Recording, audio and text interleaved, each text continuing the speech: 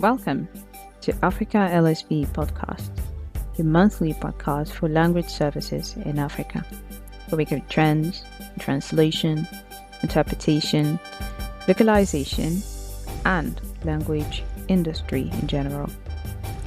This podcast is presented by Bilingual Communications and Media Council and hosted by the wonderful Ady Namaran Coulibaly. If you want to give your feedback or featured on the podcast, just send us an email at the address info@bilingualconsult.com. This podcast is supported by Multilingual, your go-to source for language industry news since 1987.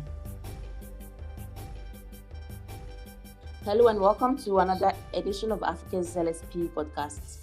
My name is Ady Namaran and today we're talking about language facilitation. It's a very exciting world and for me I'm really glad because I'm going to learn a lot about this special sector. With me I have Christelle Zami. Interestingly, aside being a language facilitator, she's also an interpreter and translator. We met in Accra and since then we've been having a lot of conversations and we decided to talk about this very interesting topic. So, Christelle, you're welcome to Africa's LSP podcast. That is such a great pleasure for me to be with you today. So, I am a teacher. I am an educator. So, I have several years of experience in teaching. And also, I am a translator and an interpreter. I'm very passionate when it comes to language acquisition, language facilitation. So I can't wait to start talking about it. Thank you so much for making the time to talk to us about language facilitation. I guess we'll start with talking about language facilitation in general. What does it entail? And what has been your experience so far in the field? That's good. So this is simple. Very often when we talk about language facilitation, people have various ways of defining it, but it's quite simple. It's all about seizing all the means or opportunities at our disposal to build the language of an individual. So very often we might think about the children because at that very early age, they need to learn a lot of new words, vocabulary, in order to hone their speaking skills, and which I strongly believe goes hand in glove with their thinking ability. So it's very important to work at that.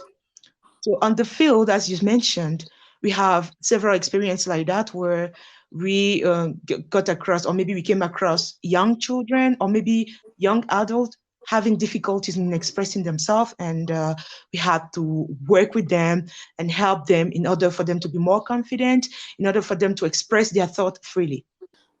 You made a very good point about it being focused on children, because initially when I heard about language facilitation, I was thinking it has to do with somebody trying to teach others a new language or something. But what you're referring to is someone learning their mother tongue or their native language.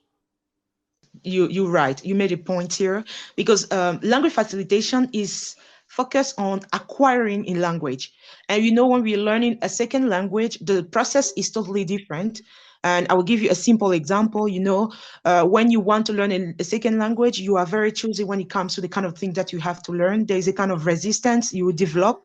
Meanwhile, it's not the case when you're acquiring your first language. So the process might be totally different. Does it also work with adults, or how does it work with adults in that case then? Yeah, so you will say that speech therapists sometimes use this kind of strategies and techniques to also help people who are finding it difficult to express themselves. And some people are growing up with speech delays. So for those people too, we can still use it. Though it's more focused on children, learning the language, we can also adapt it to the grown-ups, for example. All right. So what has been your experience with teaching languages in general? I know that you've taught in Ghana and other places. Can you tell us a bit more about that? Yeah, sure. So, for example, I have several experiences like teaching people who already have French, but want to perfect it, for example, or already have English and want to perfect it. And also there is another type of people coming who have no knowledge, zero knowledge in the language in question. So they have to start all over. So from the basics. So definitely we talk about the FLEUR, which is for example, in French, learning the French language as a foreign language. And for the second group, like they are learning it as a second language. So those are different groups of people coming. And then we do those people that we came across. Let's go straight to talk about language facilitation in detail. I know that as language professionals, many of us can speak other languages, and sometimes we want to transfer those languages to our children. But even if that's not the case here, how do we ensure that our children or people around us are able to acquire a language in a way that makes it easier for them to be able to speak it fluently and all of that? So maybe we can talk about the techniques that are used in language facilitation based on your experience. Sure. So we have various techniques, and depending on the person talking and the perspective from which we are talking, we can have hundreds of them. I generally pile them up into only 8 categories. The first one, for example, is all about modeling and imitation. What do I mean by that? It's simple. As parents and caregivers, so this is one point that I would like to raise before moving on. When we talk about language facilitation, it's not only incumbent to the mother, but it's incumbent to both parents, to pediatric speech pathologists, educators, caregivers, everybody surrounding whoever is trying to learn that language. So when we talk about modeling, it's all about trying to do something or maybe trying to speak in a way. And whenever we're doing that, the person who is learning, which is maybe a child, we start imitating the way we put it, the voice, the tone that we're using. And by doing that every single day, the child is acquiring something new. This is all about modeling. Now we have the second technique that is parallel talks. You play with your child, for example, and you are maybe dealing with a motorbike. The child is holding a motorbike. The child might be only interested in the color of the motorbike, or maybe only one part of the motorbike, but you want to go beyond that. So you are creating a parallel talk, talking about something else. Oh my gosh, I can see that there are 2 seats on this motorbike. I think I would like to sit down at the back here. And also, it can go very fast. So you see, you are developing another talk, but the child is learning from all these words that you're using, the speed. Is also learning about the seat, other parts of the motorbike. So this is all about parallel talks. Now we have this technique that I mentioned earlier, which is self-talk. And self-talk is one of my favorite when I'm working with children or maybe people learning the language. You want to achieve a goal. You are building a house, for example, around the child, and he has maybe his blocks, and you also have your blocks. So you want him to look at you. You want him to be interested in the words that you're using.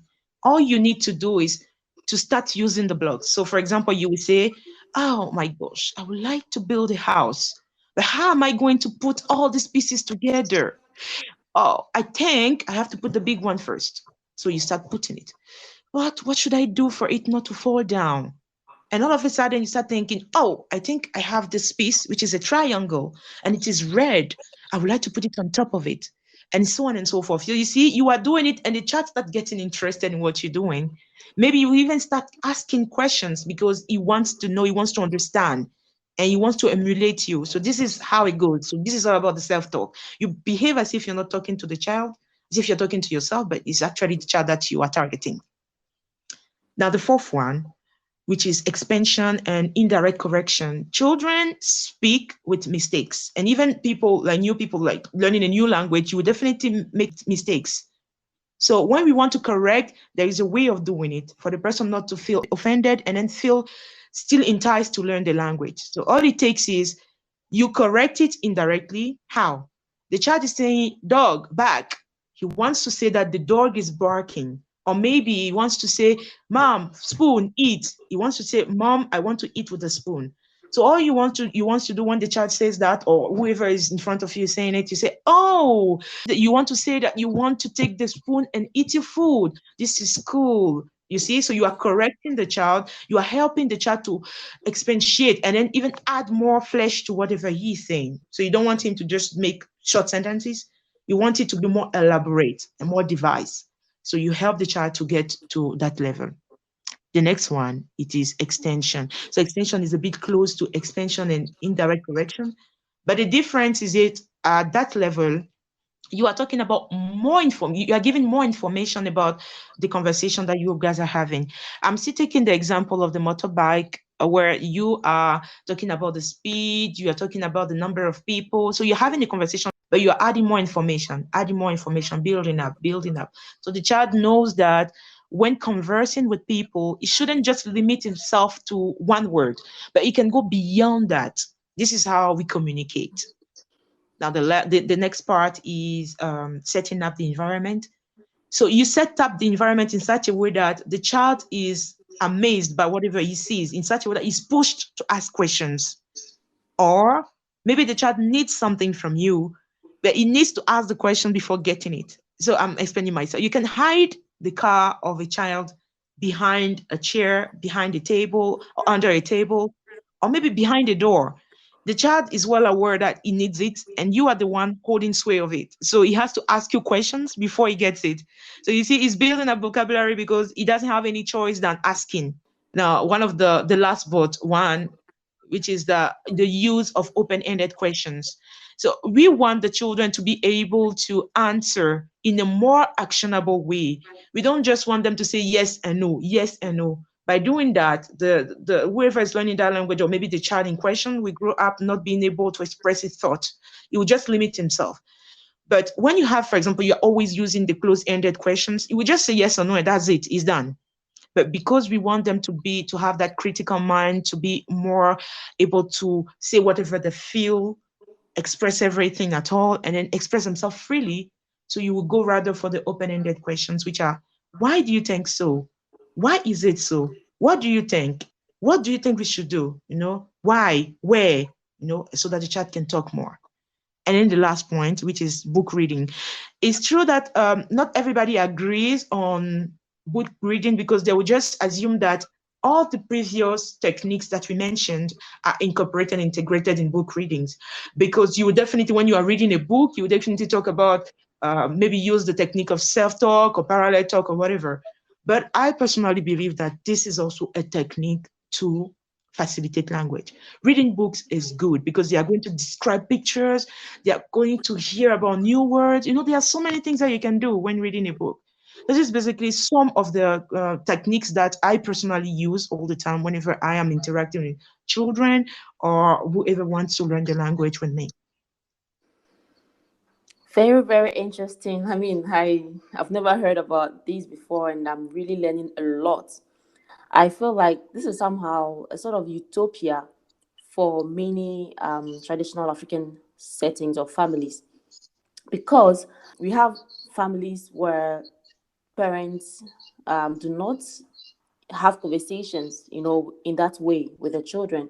So what happens when the environment is not conducive, where parents do not even know that there are techniques like this for them to be able to interact like in this way with their children? This is where the educator has to play a role in raising awareness. And what you said is totally true. Unfortunately, we live in an environment where the parents don't understand the importance of communicating. For example, I'm living in a place here where there are kids around, and they generally come and talk with me. But I always talk with them as if they are adults, and people are always laughing at that, like they don't understand. And I tell them they do understand. This is the only way the children are building their confidence. The children are understanding the world around them when you talk to them as if they are adults. So it's all about raising awareness. It's all about helping the parent to know. And this is also a problem. Like, generally speaking, when we want to become parent, we don't think about what the contour of this responsibility. So once we understand it, it makes it easier. So it's very important for the parent to understand. Even if they don't, then people around them, the educator, the teachers, have a role to play in encouraging them to do that. And I remember some parent coming to me some years ago when I was teaching before moving to my training as an interpreter. And one parent was like, look, my child does not speak as freely as his friends. What can I do? So I asked the mom, like, what are the kind of interactions you're having with the child? Are you communicating? Are you reading books? Are you talking with the child as a grown up? And she was like, no, he's too small. He can understand. I told her, okay, let's do this. Let's give us ourselves some time. Okay. So what you're going to do every evening before the child goes to bed, you are going maybe to try and read a story and ask questions. It should be relevant questions. It's not about just asking questions for the sake of asking, but make sure it's quite relevant. The child is expressing something or the child is showing understanding. And after some time, she was like, look, my child is able to say so many words. Like he's so free. He wants to know everything. He's so curious. Curiosity is also very important when you want a child to acquire knowledge, because this curiosity is going to push him or her to ask questions and then to find out. And this is all it takes. In my experience, a lot of African parents usually talk to their kids when they want to scold or rebuke them, and so it's interesting to have all these perspectives and to know that there are actually a lot of ways that we can have conversations. Now let's move a bit to talk about language learning in general. How does language facilitation come into play? Like, is there a link between language facilitation and language learning, for instance, for those who want to learn a second language? Yeah, sure. So we start from the fact that from the perspective according to which people say when you master your first language, let's say your mother tongue, it's quite easy for you to also master another language. So if a child is able to master, or whenever a person learns the first language properly, learning another language can be easier because the transfer will be much easier. The connection will be easier. Now here, if you want to learn a new language, there are some of the techniques which could still apply to learning a new language. I was telling you, for example, that when I wanted to learn English, I used to do a lot of self-talk because in Cote d'Ivoire, for example, in my direct environment, I had virtually nobody to speak English with. Of course, my mom does, but she was not used to speaking English with me. But the only thing I could do is to do a lot of self-talk. Walking around, sometimes I have a topic in my mind. So the only thing I would be doing is try to talk to myself as if I was having a friend I was talking to, and trying to pretend to also be the person I'm talking to, and then answering, it helps a lot. Even when it comes to extension, we have to do a lot of extension when we are learning a new language. Let's not just limit ourselves to answering yes, no. I think yes, no. There's no. Let's go beyond just this yes, no. We should elaborate. Let's learn to devise our thought. When you devise you get used to the words. The words only come naturally when your brain is used to hearing it again and again. Give yourself the chance to hear the words again and again by talking a lot. Talk a lot as long as possible. But apart from that, those techniques, the parallel talking, which is also it can be applied in learning a new language. We have reading the books and stuff, setting the environment. We can be a game that we can do with friends. But apart from that, you have to have a lot of self-discipline. Because as I said, when you are learning a new language, there is a kind of resistance that you develop because you want to choose the kind of things that you want to learn. You feel like it's not too important for you because you feel like, okay, if I am a professional, I only need those kind of words. I don't need the rest. But a child will never choose, because there is nothing like telling the child, come and sit down, let's take a book, and then I'll teach you all the utensils in the house. Creating writings also can help people develop or maybe master a new language. By creative writing, you mean writing stories, or? Exactly, writing stories. Writing about everything you see around you and try to figure out what can be the maybe the however can I even put it, what can come next. We do that a lot as a game. Whenever I'm teaching new people a new language, I would say that way, I tend to start a story and asking them what do they think will come next. So everybody is up to you to write it.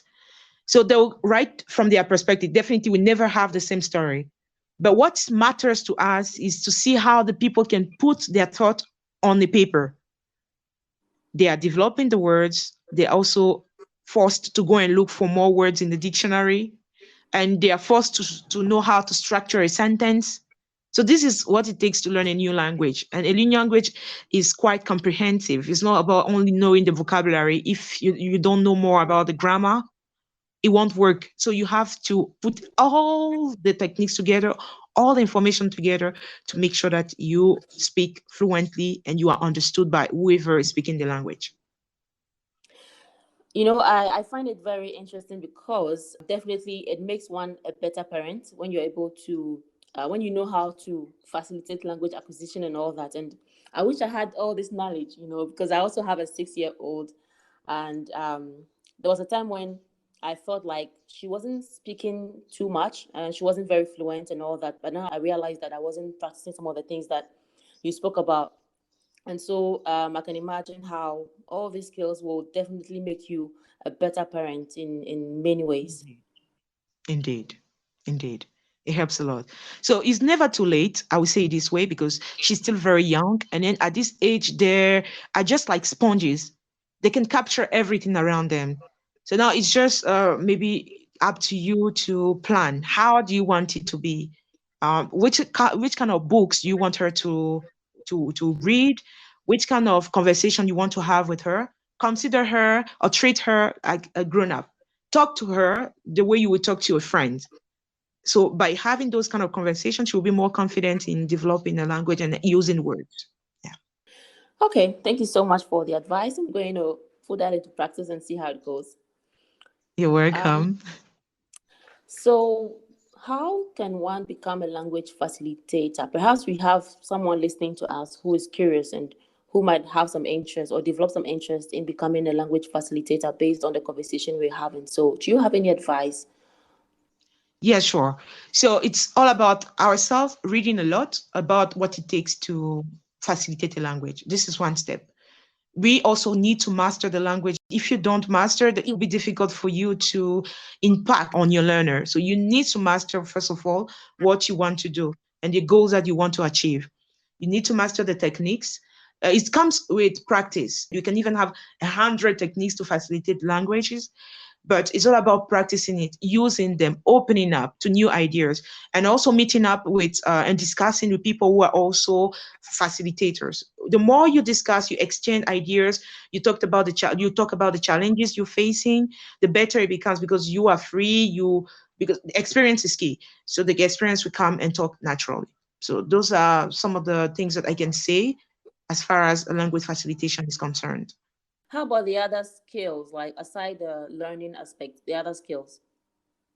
Like writing, For exactly. instance, I don't know if one has to be patient or something.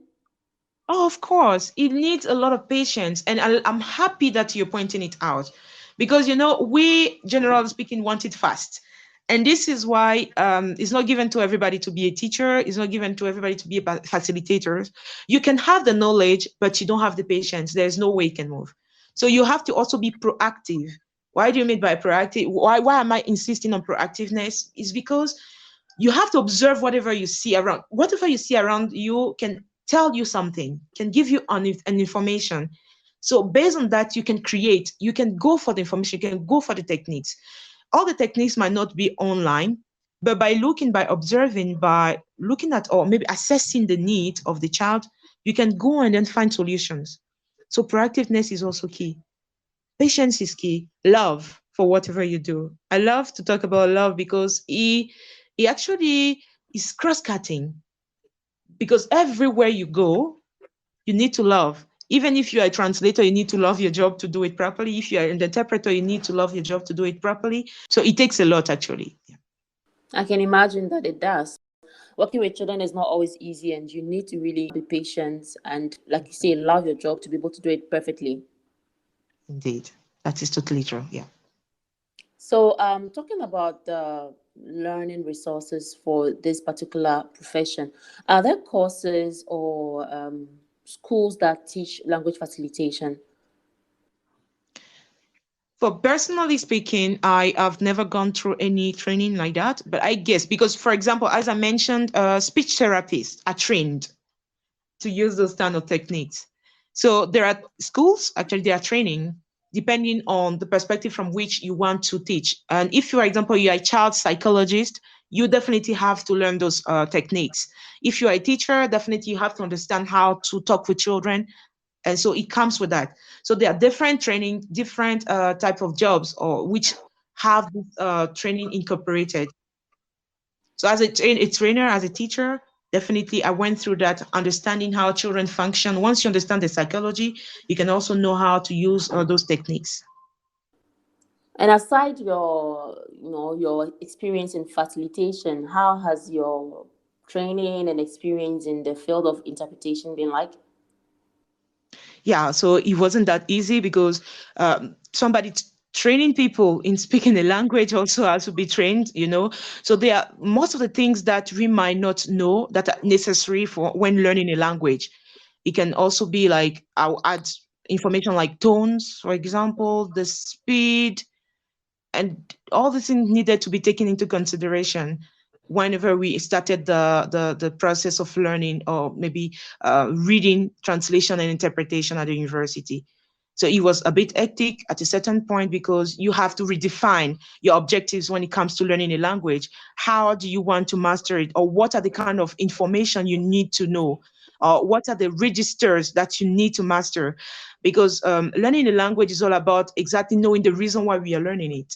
And once you know it, you can exactly know how to target all the new vocabulary, and also know exactly what to do, your daily activities. And so maybe you would like to share your personal experience because you are a francophone. So how did you come to acquire maybe the languages that you can speak now? Okay. So first of all, French is my first language, so I grew up learning it. I grew up in Cote d'Ivoire, so it's a francophone country. It was quite easy because in their daily activities, your daily life, you definitely interact with people. So this is how definitely you learn the language. Now, the challenge started when I got interested in the English language. As early as when I was, I would say 12, I usually travel to Ghana for my holidays. This doesn't last because it used not to last because we go just for 1 month or maybe 2 weeks. So you see, is during a short period of time. But I would say that what helps me more, or helped me more, was the regularity, because we kept on doing it. It was consistent again and again and again. So coming for holidays all the time, you need to interact with people who are only speaking English. So you can imagine how difficult this might have been for me. And at that moment, I didn't really master it. I wasn't really too interested in learning it. So little by little, by my interaction, people started talking to me. I have to jot down points. I have to think about it. I have to imitate them at times. I have to do a lot of self-talk. For example, you are taking a bath and you're thinking, okay, I want to meet these people, but I would like to exchange with them. So what am I going to say? So it's a kind of rehearsal, but you do it on your own. And once you meet the people, it becomes a little bit easier for you to interact with them. And till I completed my A level in Cote d'Ivoire, that we call baccalaureate, and then I moved to Ghana for some time. Like at the time, I spent something like 1 month before registering in an English department in Togo. That's great. I mean, it's a very great experience, and I have a similar experience that I might want to share maybe later on. It's been very interesting learning about language facilitation, and especially for those of us with children, we can relate so much with all the techniques that you spoke about. Just to summarize, Christelle mentioned 8 techniques for language facilitation. She spoke about modeling and imitation, parallel talk, self talk, expansion and indirect corrections, extension, setting up the environment, and asking open ended questions. Very, very insightful conversation. Thank you so much, Christelle, for joining us. And let me know if you have final words you'd like to share with our listeners. Thank you so much, Hadi, for inviting me. One thing that I would like to say is quite rewarding to teach somebody a new skill and to see the person improving and applying. So what I would like to encourage all parents to do is to seek advice, because we shouldn't stay there and feel like that is it and give up. We are all able to do it. Just like we have to open up, you have to seek information and advice in order to be able to help the children. Because as I always say, the kind of environment we are grooming a child in determine the kind of speaker, the kind of person he becomes in the future. So it's up to us, caregivers, educators, and parents to work at that in order to make our children better in the future. This is all I would like to add. Thank you so much for everything. Thank you, Christelle, and we'll talk another time. Thank you. We invite you to go to multilingual.com/AfricaLSP to receive a free 1-year digital subscription to Multilingual magazine. You can also find this link in the podcast description.